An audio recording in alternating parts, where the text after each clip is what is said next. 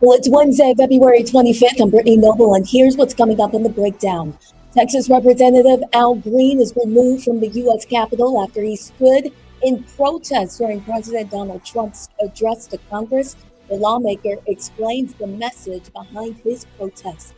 And spiritual teacher, community leader, and author, Brother Nuri Muhammad joins us to discuss building up Black men and women while creating strong families, relationships, and communities.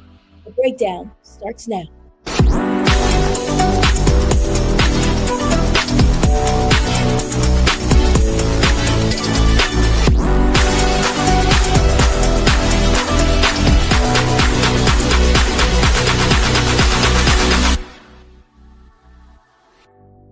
Well, President Donald Trump delivered a full-throated defense of his first year back in office in his 2026 State of the Union address. During the speech, he touted his record on immigration, the economy, tariffs, and passing the Save America Act. The address lasted an hour and 48 minutes. That's the longest State of the Union address in recent history. During the speech, the president claimed responsibility for a turnaround for the ages while calling on Congress to enact several of his administration's initiatives. He also talked about ending DEI. We ended DEI in America.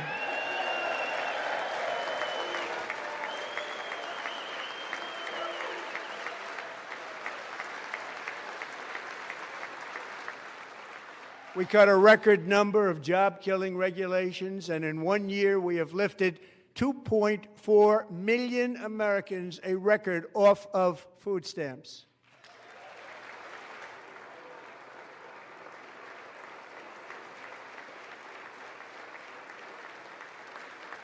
And for all of these reasons, I say tonight, members of Congress, the state of our union is strong.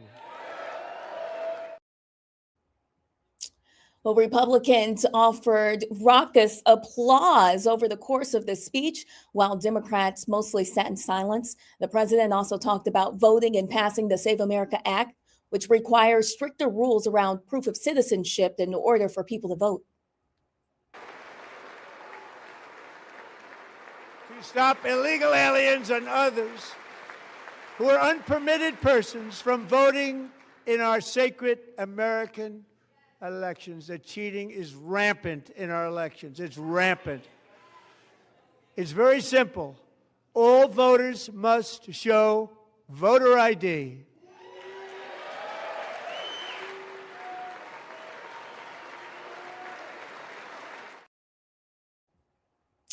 Well, some Democratic lawmakers vocally pushed back on the president's remarks, most notably in the section on immigration and fraud. Also, Texas Democratic Representative Al Green was ejected from President Donald Trump's State of the Union address on Tuesday night. This is the second straight year he's been removed from the House chamber while Trump addressed Congress. Green was seen on the House floor waving a sign that read, "Black people aren't apes." The gesture was an apparent reference to a video that Trump posted on social media this month depicting former President Barack Obama and former First Lady Michelle Obama as apes. As a staff member escorted Green to the door minutes into the speech, he waved his sign at the Republican side of the aisle, where Representative Troy Nehls, a fellow Texan, tried to snatch it. Green spoke about his decision to condemn the president's recent actions and said, "One must not be afraid to stand alone." As you know, the president has depicted a former president and first lady as apes. The behavior has been declared racist by a good many people. But I don't think the president has really received the message that is unacceptable. He seems to think that he can do these dastardly things with impunity. Tonight, I wanted him to have a person confront him and let him know that black people aren't apes, that black people are not going to tolerate this kind of behavior. I don't speak for everybody, but I speak for people of goodwill who understand that if you tolerate this kind of behavior, you perpetuate it.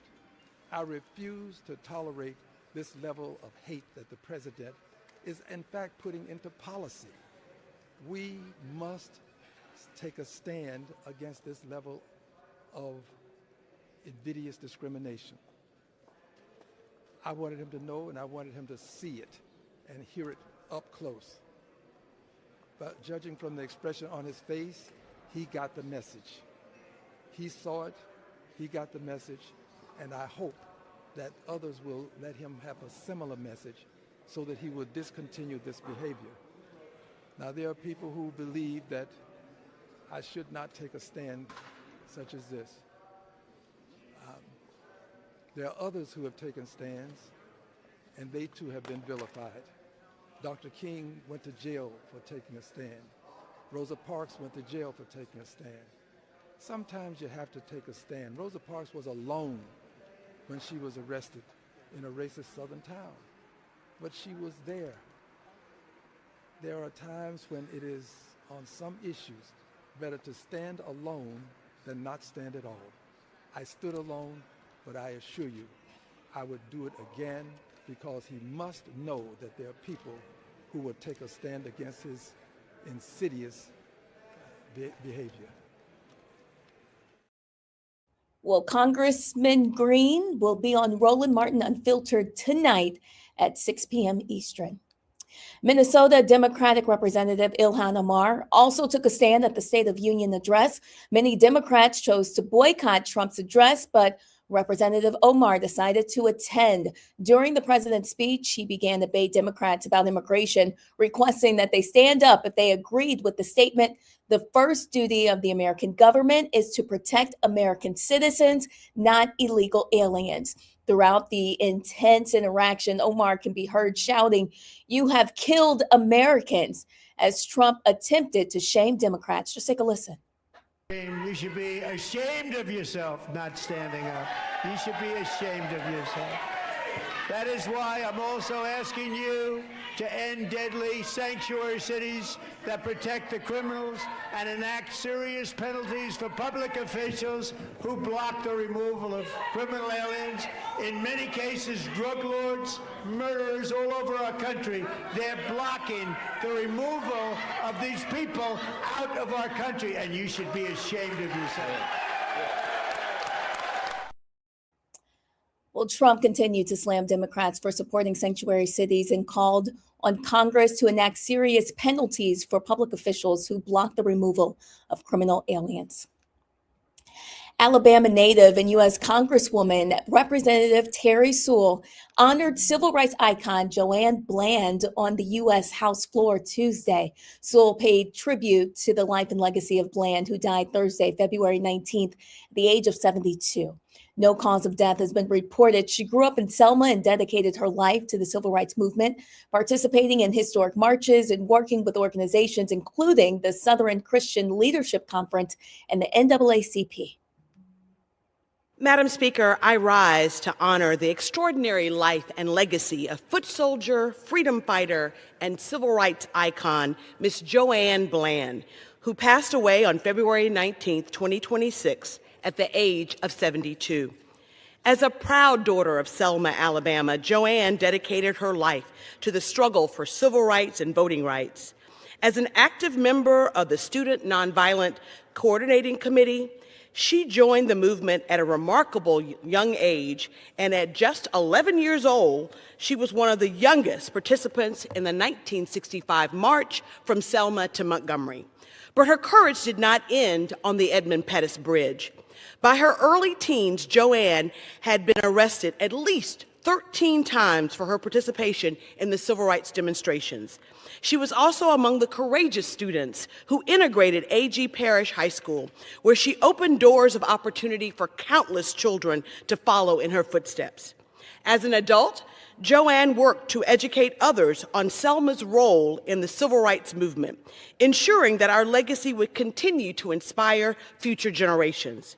She founded numerous organizations, including the Foot Soldiers Park, Journeys for the Soul, and the National Voting Rights Museum and Institute. Her tours of Selma, Alabama were celebrated for being both informative and inspiring. On a personal note, I am forever grateful for the sacrifices made by Joanne Bland in the name of equality and justice. I know that I get to walk the halls of Congress as Alabama's first Black Congresswoman because of her courage, resilience, and determination. I am honored to have brought her as my special guest at President Biden's 2024 State of the Union address, and will miss her wisdom and friendship. On behalf of Alabama's 7th Congressional District, I ask my colleagues to join me in honoring the extraordinary life and legacy of civil rights icon, Selma's own Miss Joanne Bland. May she rest in power and in peace. In 1991, she co-founded the Voting Rights Museum in Selma and served as its director until 2007. A woman who claims to be attending service during the Minnesota church protest covered by former CNN anchor turned independent journalist Don Lemon last month is now suing him and other protesters. She claims she suffered severe emotional distress as a result of the incident. And Doucette says that she was attending a worship service at the city's church in St. Paul, Minnesota, January 18th, when she alleges Lemon and others unlawfully interfered with her ability to freely exercise her religion in a private place of worship. The demonstration was live streamed and held in the wake of Renee Good's death and was meant to confront the city's church pastor, David Easterwood, who is a Minneapolis ICE official. Doucette is suing for an unspecified amount. A new Maryland bill aims to bring justice to more than 230 Black boys who died at a segregated state-run facility and were buried in a hidden, neglected cemetery near the former House of Reformation and Instruction for Colored Children. The legislation seeks to create a commission to investigate these deaths. The bill calls for a forensic survey of the land where these children were buried and reports due between 2027 and 2029. The goal is to formally recognize, memorialize, and potentially rebury these victims. The investigation stems from findings of neglect, disease, and poor conditions at that historic segregated juvenile facility. A new study published by the professors from the Zucker School of Medicine at Hofstra Northwell says a major demographic shift is underway in the United States. White births have fallen below 50% for the first time ever. The researcher calls it a historic milestone, saying minority women are now the majority. The data analyzed Centers for Disease Control and Prevention data on 33 million births in the United States, tracking trends by the mother's race and ethnicity. It revealed that white births at 49.6%, while all other groups taken together, including Hispanic, Black, and Asians, make up 50.4% of all births. Well, a Chicago father credits his 7-year-old daughter with saving his life after falling down the stairs in their Linwood suburban home. 41-year-old Xavier Date, who was home alone with his daughter, Mia, says that he missed his footing going down the stairs, slamming his head on the steps, and quickly lost consciousness. That's when Mia sprang into action. She called 911. She stayed on the line with the dispatcher and let the paramedics in when they arrived. The first grader says she learned how to call 911 during emergencies from her mom, and now she's being hailed as a hero. She was honored by the city council for her bravery and heroic actions. Well, coming up today on The Breakdown, navigating relationships can be so very challenging. But Brother Nuri Muhammad is here to guide us with his wisdom and his books on how to love a Black man and a Black woman. He'll join us next.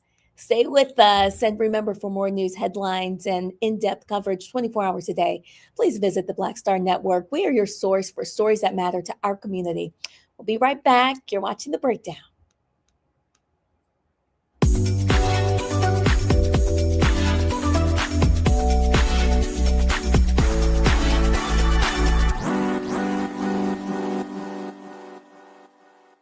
With medicine and science under attack, I want to keep you and your family informed and healthy. I'm Dr. Ebony Hilton, and I knew at the age of 8 that I wanted to be a doctor. So I studied hard and became the first African-American female anesthesiologist hired at the Medical University of South Carolina since its opening in 1824. And I always say I was made into a doctor, but I was born to be a mom. And as a new mom, wife, sister, daughter, and friend, I understand how frightening a medical crisis can be. I care for individuals on some of the worst days of their lives, and it's my mission to provide you with a safe space to gain clarity on issues affecting your mind, body, and soul. I recognize that there are health disparities, particularly as it pertains to race, and I want to help bridge the gap between you and your healthcare providers. Join me every Thursday for Second Opinion on the Black Star Network, where each week I'll invite experts from various medical fields to share the latest health news. We'll discuss topics such as the vaccine debate, mental and sexual health, medical bias, infertility, menopause, andropause, nutrition, and aging. Together with my medical colleagues, we aim to provide you with a second opinion. Don't miss it, Thursdays only on the Black Star Network.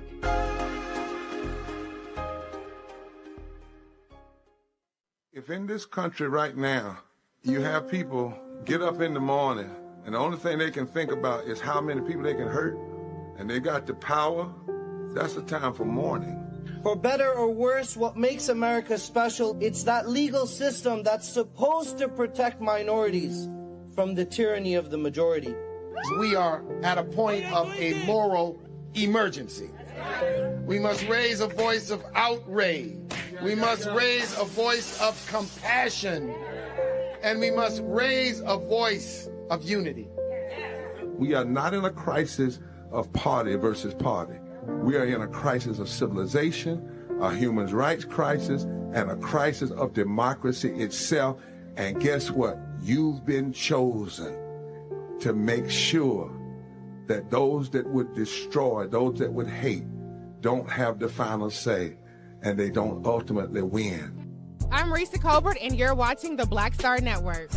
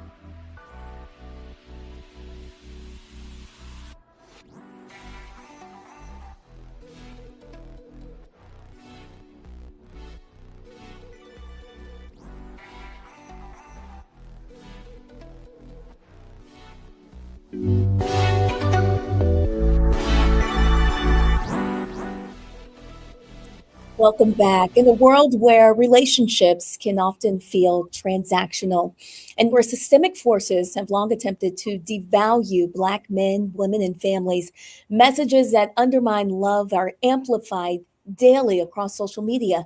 Yet despite the noise, despite the history, and despite the challenges, there remains undeniable hope. Black love endures, Black families endure, and strong, thriving Black marriages are not only possible, but they're happening. Joining us today to talk about building powerful Black marriages, relationships, and communities is Brother Nuri Muhammad, student minister under the Honorable Minister Louis Farrakhan, author, activist, and entrepreneur. He's appeared on The Breakfast Club, The Council Culture Show, hosted by Nick Cannon, The Cam Newton Show with Cam Newton, and now The Breakdown with Brittany Noble. Brother Nuri Muhammad, welcome. Thank you so much for joining us. Oh, thank you so much, Sister Brittany. It is an honor to share space and time with you on this wonderful platform. Oh, well, thank you so much. It's an honor to have you. You wrote a number of books, including How to Love a Black Man, How to Love a Black Woman, Before You Say I Do, After Saying I Do. Well, tell us why this is important to you. Well, my teacher, as you introduced, the Honorable Minister Louis Farrakhan, he made this revolutionary observation and statement once about the solving the roots of our problems of us as a people. And he said this, he said that where there are no strong marriages, you cannot have strong families. Where there are no strong families, you cannot have a strong community. And without strong communities, you cannot have a strong nation. So marriage becomes the cornerstone of all nation building. In layman terms, we'll never get the hood right until we get the home right. So out of that, it hurt me, Sister Brittany, to be traveling around the country and with the fellow comrades in the struggle for justice and for freedom and equality in America, and to always have to have sidebar meetings with the leaders of our people, the organizers, the great teachers and activists. They seem to always be in some form of a marital or relationship problem. And I said, man, if they are out on the battlefield trying to fight for us as a people, and then they have to go home and fight again, how will they ever have the energy to perform well the task that God chose them for? So I always say this, that a black man, the worst thing that a black man could ever go home to is to go home and have to fight round two with his own woman. And the worst thing that a black woman can go home to is to come home to a man that haven't been fighting at all. So that out of that root statement from the minister, and then the assessment of the teachers and activists among our people having so many relationship problems, having to fight at home and fight in the streets, made me want to be able to do something to help to convert our homes into spiritual recharge centers where we can unplug from this world and our work and come home to a pure place of love and extract from that environment that we call home peace and power, that we can fight better for God and our people. You know, before you can build up a healthy home, you also talk about the importance of building a healthy relationship with yourself before partnership. That's right. The Honorable Minister Louis Farrakhan said this. He said, you cannot love anyone more than you love yourself, not even God. So if God is the creator and you are his creation, how could you love him if you don't love what he created? So there has to be the root of self-love, and Jesus taught this too. It was just tucked in a way that we didn't catch it, because he said about these two commandments that I give you this day, and on these two hang all the laws and all the prophets. Even though we're two commandments given, there's three loves inside the two commandments. He said, number one, I want you to love God with all your heart, mind, soul, and strength. Second one, I want you to love your neighbor or your sister and brother as you love yourself. Well, that's three loves. Loving God is one, loving neighbor is the other, but loving self is the first one, because you can't love the brother, the sister, the neighbor if you don't love yourself. So that is the way these two books were written. The third of the book starts off with the protocols of self-love to be able to convert us into the magnet for the ideal mate, not a person that needs that mate to make us into who we're supposed to be. And tell us more about how a black man loves a black woman and how a black woman loves a black man. Well, people, we've been getting some feedback from the title, because they like, love is love. But even Betty Crocker has enough sense to know that to get the same result, it all depends on the environment that you're trying to bake the cake. So when they design a recipe for red velvet cake, the recipe is different for New Orleans than it is in Denver, Colorado. Why? Because one is called the Mile High City and the other one is the lowest point in America. You have to put different ingredients in a different order to get the same result based upon location. So it is with us as a people. We are a people that we can't forget that we have been hit in the head, kidnapped, brought 9,000 miles from our homeland, robbed of our name, our culture, religion, more ways, folk ways, norms, and God. We are people that have been broken and brought down to New Orleans. So there's a different recipe that we need in order for us to get the best out of one another versus the formula others are using to get the best out of themselves. And I submit that, as you said in the introduction, the transactional relationship model is the Western way, but that's not the way we used to see things. We didn't see a black man or a man as being a human ATM machine, a bodyguard, and a handyman. And we didn't see our woman as being a personal chef, a maid in the pleasure box. That's the transactional side. It's called holy matrimony, Sister Brittany. It's called a sacred union, a covenant connection. These are all spiritual terms found in the vocabulary of God.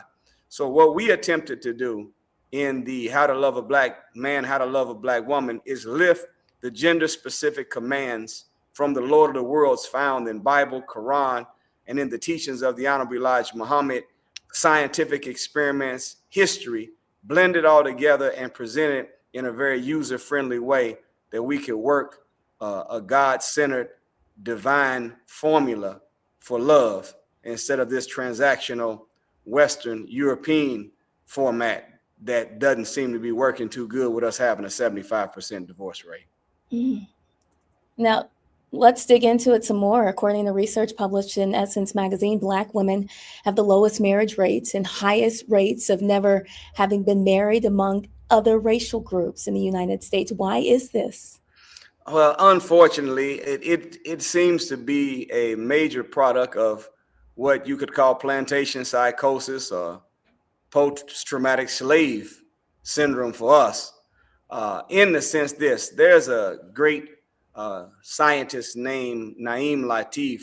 They did a study on the American psyche and the effects of it, the transatlantic slave trade and slavery on Black people. And what they found in their research is that 94% of the decisions that we make as a people in the current time are rooted in plantation life. And only 6% of our decisions today are rooted in our God-centered African culture we had before we were kidnapped and Caucasianized here in the West. So in doing slavery, there were three things, Sister Brittany, that were made illegal. One was to read, another was to pray, and the third thing that was made illegal was for us to marry one another. So we were breeded. A fertile woman, a strong stud from one plantation, threw into a horse stable, make a baby, but don't take care of the baby. So we've been trained. Mm. It's gone to the point now that because of our premature cognitive commitment, trained in slavery to be a certain way, and the majority of our decisions being rooted in plantation life. Yesterday, it was against the law for a Black man to marry a Black woman. Now today, we almost got to make a law to get him to do it. And it's a part of the subliminal psychological programming that we are operating from a negative genetic memory rooted in plantation life. So we have to break that cycle. We got to put to bed the Willie Lynch curse, and we have to treat plantation psychosis and post-traumatic slave syndrome to shake this so that we can get back into having true Black love. Do you know, before we were brought here, when you go to the Pyramid Giza in Egypt, which is considered the last living wonder of the world, and the reason it's a wonder because they wonder how we did it. And if you look at this Pyramid Giza, it's 451 feet tall, 451 feet deep in the earth, covers 13.5 acres of land made of 1 million blocks of gold, marble, and granite weighing 3.5 tons apiece. Each stone is stacked mathematically precise, east and west, north and south, up in the air, down in the earth, not deviating 1 square inch. And we built it without a John Deere, Caterpillar, bulldozer, crane. Our mind did it. Inside that pyramid, though, when you go in there today in the modern time, every time you see the image of one of the strong Black male gods, if you will, Osiris, Alafun, Osa, you'll see next to them, Sister Brittany, where someone's been scraping whatever used to be by them. And guess what? What was by them? See, Osiris was always with his queen Isis. Alafun was always beside his queen Ilida. Osa was always posted with his queen Aset. But they didn't want us to know. They're not behind, but beside every strong Black man has always been a strong Black woman, and vice versa. So they denied us that image of what our ancestors were trying to send us about the importance of us sticking together in the bond of holy matrimony. We've got to go back to revisit our habits, our culture, our diet, our thinking, and go back to those God-centered African ways and get rid of this plantation plate that we eat for dinner and give them back all of the other habits they taught us as a slave. Well, you can purchase Brother Nuri's books, How to Love a Black Man or How to Love a Black Woman, on Amazon. Your other books like Before You Say I Do, After I Say I Do, and Let This Mind Be in You is also available on Amazon. Brother Nuri, thank you so much for joining us and talking to me here on The Breakdown. Thank you so much, Sister Brittany. Hopefully we can do it soon again. I cannot wait. Thank you. Well, coming up next on The Breakdown, last night on Roland Martin Unfiltered, Roland held a special called The State of Our Union on the Black Star Network. Did you miss it? That's okay. We'll have the highlights on the other side of the break. Stay with us. You're watching The Breakdown.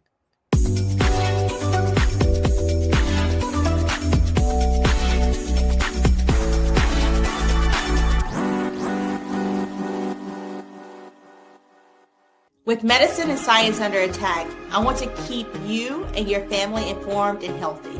I'm Dr. Ebony Hilton, and I knew at the age of 8 that I wanted to be a doctor. So I studied hard and became the first African-American female anesthesiologist hired at the Medical University of South Carolina since its opening in 1824. And I always say I was made into a doctor, but I was born to be a mom. And as a new mom, wife, sister, daughter, and friend, I understand how frightening a medical crisis can be.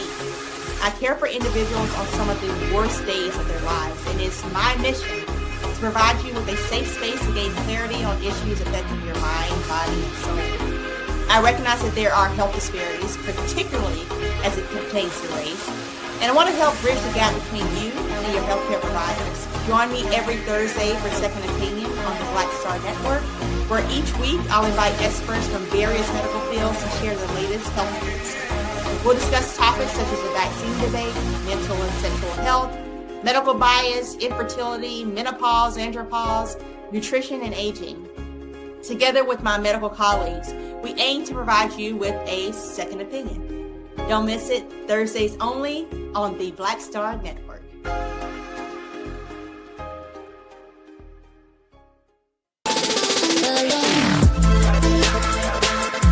Hey y'all, welcome to The Other Side of Change, only on the Black Star Network and hosted by myself, Bria Baker, and my good sis, Jamira Burley.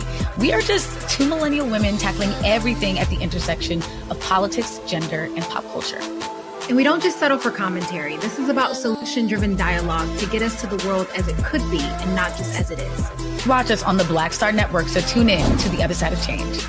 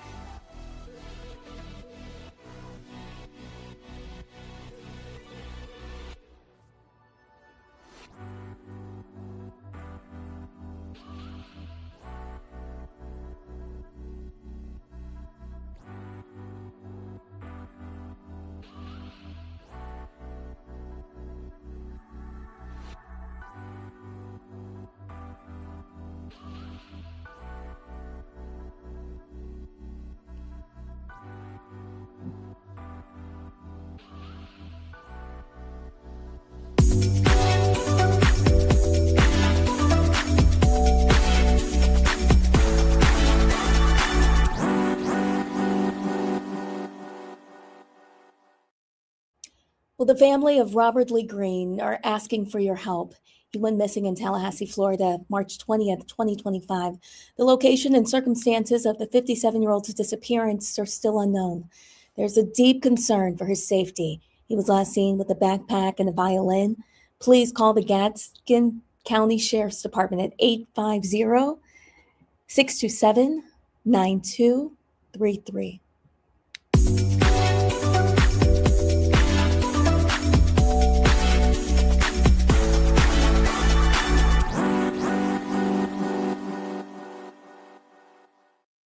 Well, in case you missed it on Roland Martin Unfiltered, he covered the State of the Union address. He also points out that not only are Black workers under attack, but democracy is as well. Here's more of the conversation.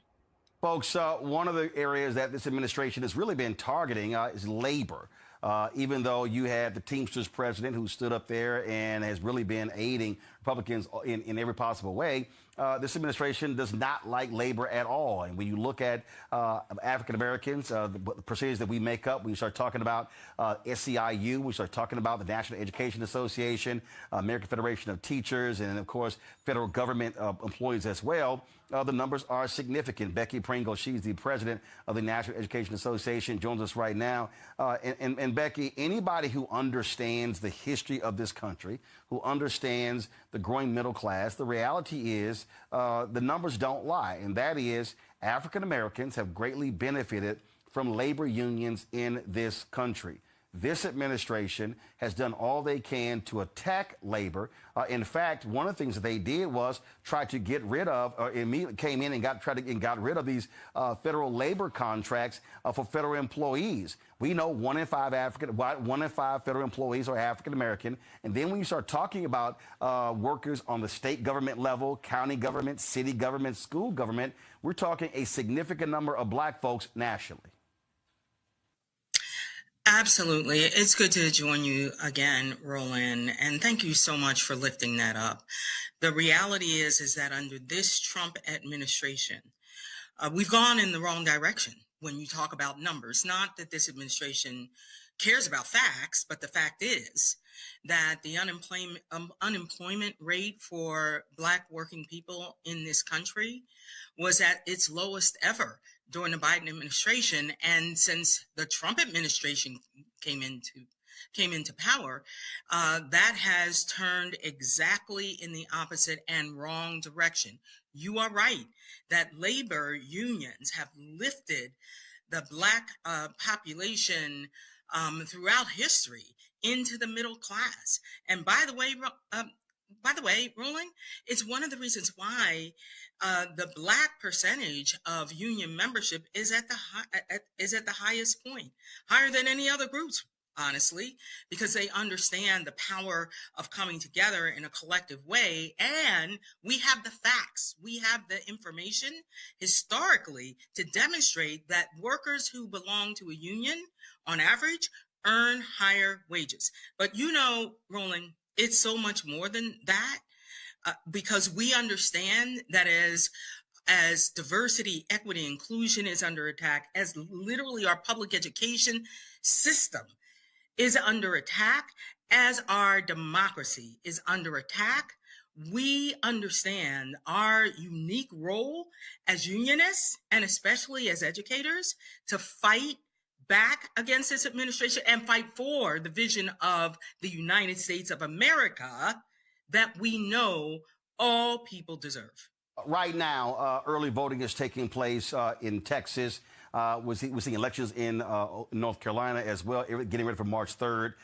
More people have already voted early in Texas right now than total folks voted in 2022.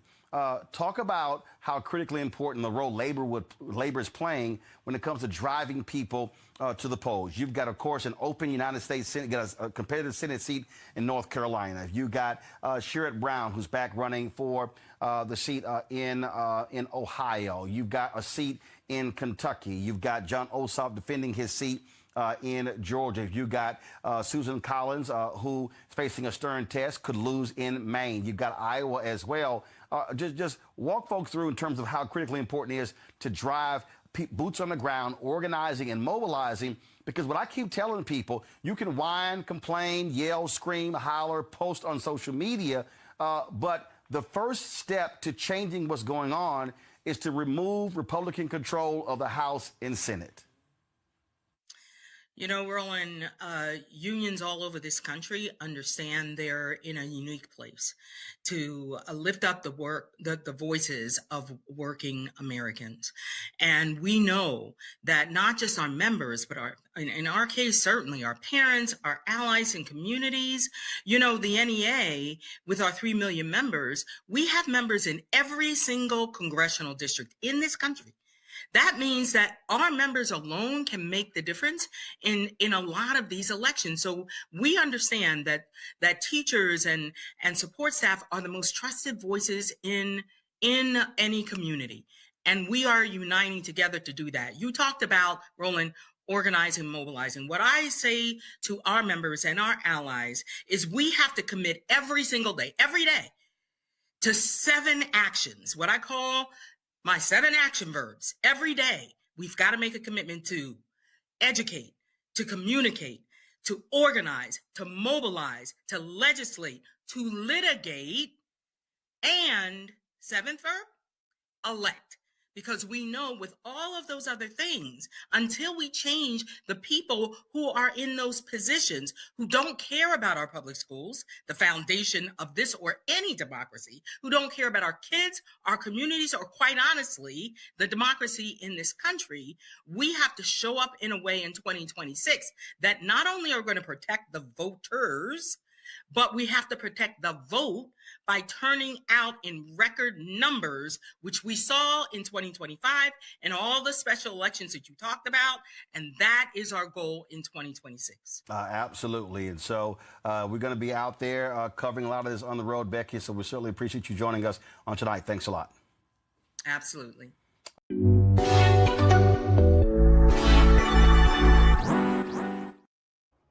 Well, coming up tonight on Roland Martin Unfiltered, Roland talks to Texas Congressman Al Green about his sign and being escorted out of Trump's State of the Union address. The president and CEO of Just Leadership USA, a national organization influencing criminal justice policy at the federal level, will also be on tonight talking about what Trump didn't say about crime prevention, reentry, and economic stability. Well, coming up after the break on The Breakdown, we're talking about digital power, digital protection, and what it really takes for Black communities to thrive online. The founder of Onyx Impact will join us after the break. Stay with us.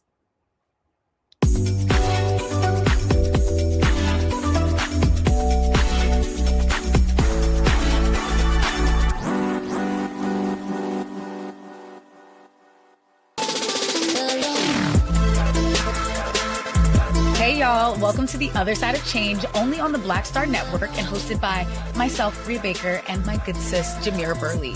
We are just 2 millennial women tackling everything at the intersection of politics, gender, and pop culture.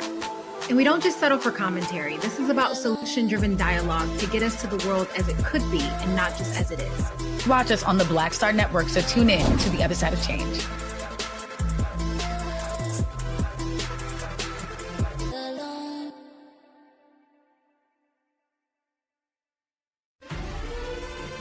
Violent white supremacy is, quote, the most persistent and lethal threat in the homeland. The greatest terrorist threat to the homeland is the homegrown violence stream, including hate crime committed on behalf of some kind of white supremacist ideology. They are coming after everything in Black America. MAGA and Donald Trump are specifically targeting Black America. They are going after the money.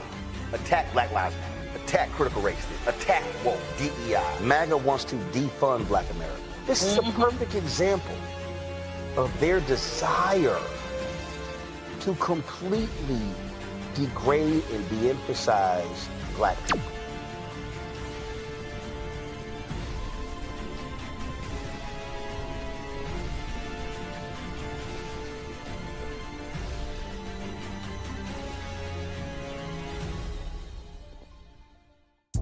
Hi, I'm Swing Cash, Basketball Hall of Famer, and you're watching Black Star Network.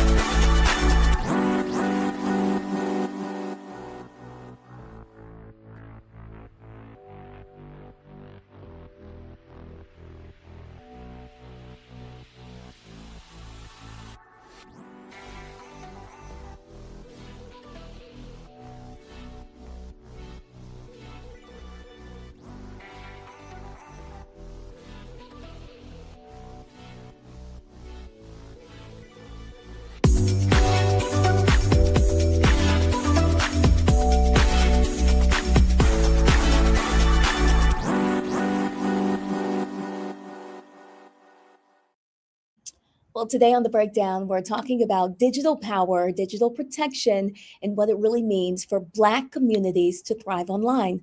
From misinformation campaigns to targeted harassment, the digital space has become one of the most consequential battlegrounds of our time. And the question remains, who is building power and who's being harmed? Our next guest is working to make sure that Black communities are not just surviving online, but we're leading.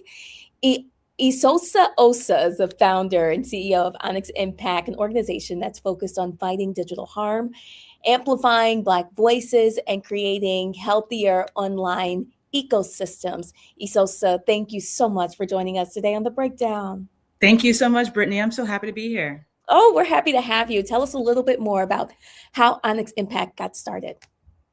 At Onyx Impact, we got started after seeing time and time again how the overwhelming online environment of information was being used to erase Black history, was being used to depress Black turnout. And so we wanted to create an organization that would provide resources, guidance, programs, help to make sure that Black folks would always have their voices heard, especially in this era of disinformation and propaganda. And tell us a little bit more about those resources and those programs that you provide. Yeah, absolutely. I think we just launched a program called Invest in Black Media, where we are investing over $500,000 in Black media organizations. We just saw last night, right, where that we are in a digital era where propaganda is just moving faster than the truth. And we put out a report last year called the Blackout Report that documented over 15,000 harms to Black folks in just the first 8 months of the administration, right? And so we are very clear-eyed about this backlash against equity and democracy, but we are trying to be equally as clear-eyed about our power and the fact that Black media is on the front lines. And they've been on the front lines for over 200 years. And so our job now is to make sure that in the age of AI, disinformation, rollbacks, that Black media has the capacity, the reach, the resilience to continue to shape and safeguard our future. So we're proud to invest over $500,000 in institutions like the National Association of Black Journalists, the Black Press, Archiving the Black Web, the National Association of Black Broadcasters, and to digital creators, right? Across the board, we want to make sure that in this attack on Black media and this attack on Black journalists, right, that folks are willing to show folks that it's possible to stand up and say no. When you talk about digital harm, can you be a little bit more specific? Like, what exactly does that look like for Black communities right now?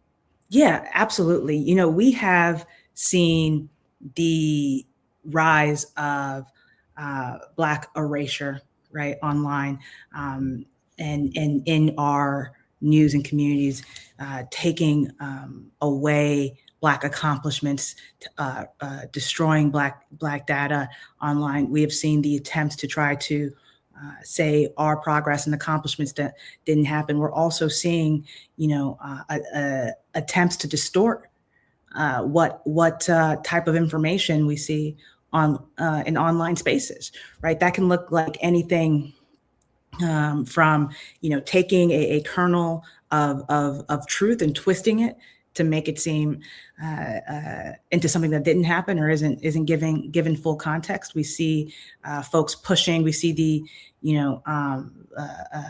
president himself pushing out photos of fake photos of Black civic leaders, pushing out harmful depictions of the Obamas. Right, we're being flooded consistently. There's the hyperbolic spread of dis, and malinformation that is targeting our community and trying to push, trying to dissuade folks from not just civic engagement, but from all sorts of important kind of daily important types of engagement in our daily lives. Listen, you've worked at highest levels of voting rights and policy reforms. How did those experiences shape your understanding of misinformation and digital influence campaigns that impact us?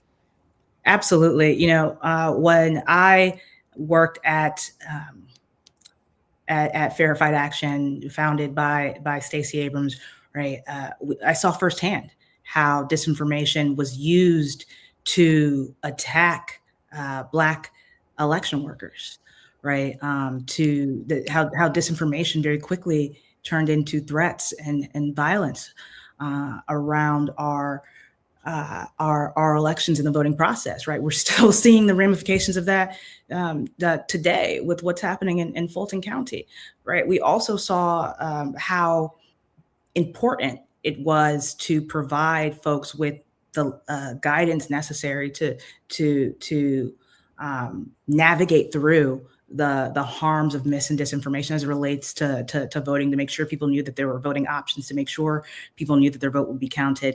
And those experiences have 100% shaped what we're doing at Onyx Impact today, because this problem has gotten significantly worse, right? We're no longer talking about individual lives. We are in an all-encompassing environment of propaganda. Mm. For viewers who are watching who may be overwhelmed by what they see online, what are some tangible steps communities can take to protect themselves and build digital power? Yes, absolutely. So when we're talking about tangible steps folks can take, the first step is to recognize what online manipulation is going to look like, what online tactics are going to look like, right? And that is one, the overwhelming effect is a tactic.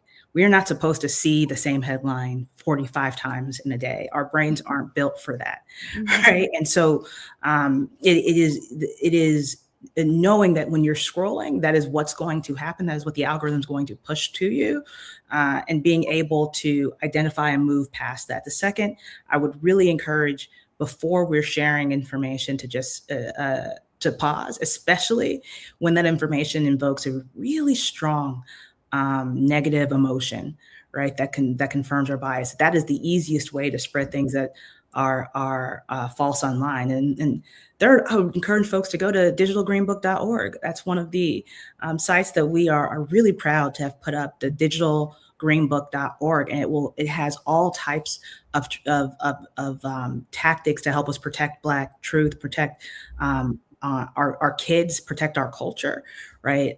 From not just from online harm, from attacks on Black media, from attacks on Black progress. And so really thinking through what individual steps could be for our communities to come together and create a healthier digital future. And that's you can find it at onyximpact.org, our own website. And you can also find it at digitalgreenbook.org. Isosa Oso, founder and CEO of Onyx Impact. Thank you so much for the work that you're doing to make sure that our community is protected and informed. Thank you so much. All right, folks, coming up after the break, she turned $600 in food stamps and a kitchen startup into a multi-million-dollar empire. We will tell you the story after the break. Stay with us. You're watching The Breakdown.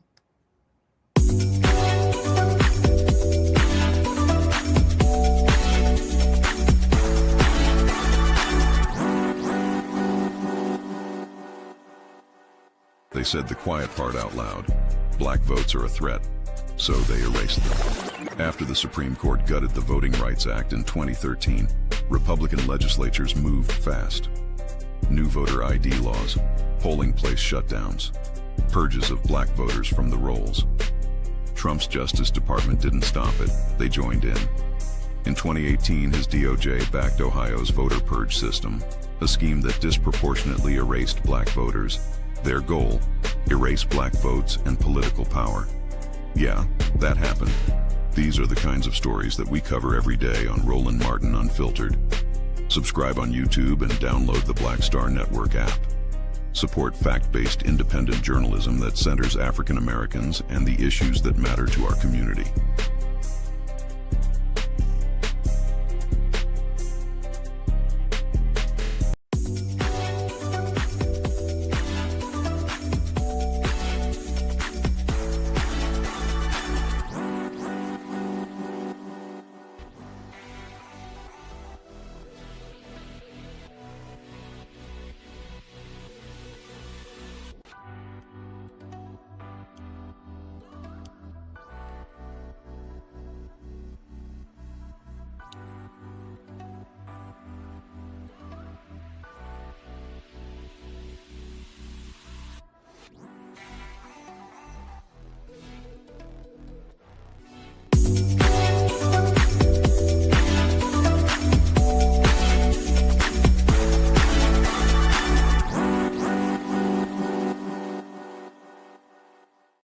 and she made lemonade and transformed the trajectory of her life. Indianapolis native Brianna Murphy started the Pink Nookie, a feminine hygiene business in her kitchen with $600 in food stamps. And it's now a multi-million-dollar empire. Now based in Atlanta, she operates 3 warehouses for her business, showing many that anything is possible when you have faith and a vision. Brianna joins us today to talk about how she brought her dream to life. Welcome. Thank you for having me. Absolutely. Tell us a little bit more about what inspired you to start the Pink Nookie. So originally it was just me creating something to help myself with a problem that I had. During my pregnancy with my son, I kept yeast and I kept BB because his testosterone was throwing my pH off. But at the time, my husband was an active addict. He was addicted to heroin and I was flat broke. The only thing I had at the time was my food stamp card. And I started looking up holistic remedies with ingredients that were edible. And I then went to grab, those ingredients and created the first product that I sell, which is the Nookie Glaze. And it just turned into my friends using it and my husband encouraging me to sell it. Tell us a little bit more about that product. Okay, I do have it right here. So this is the Nookie Glaze. It is a yoni oil, but we call it Little Miss Do It All because it literally can do it all. We use it in our hair. We use it in our skincare regimens, mosquito bites, diaper rashes, literally everything. But this is the product that helped me stop battling with recurring yeast and BV because it does have those antibacterial and antifungal properties. So it helped with that itching, that odor, and that discharge. Well, with a few hygienic products geared toward Black women already on the market, why should people use yours? Like, what makes it stand out from everyone else's?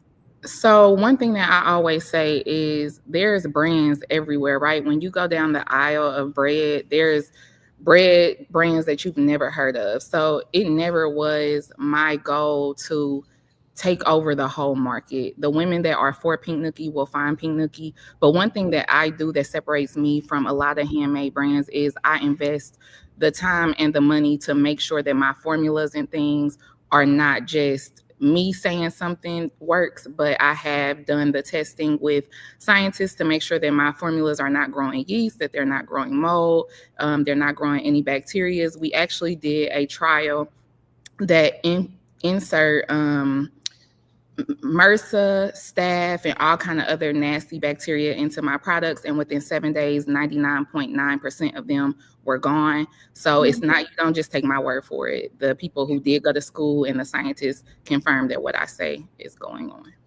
Tell us more about what's been the most challenging part about starting a business and maintaining it.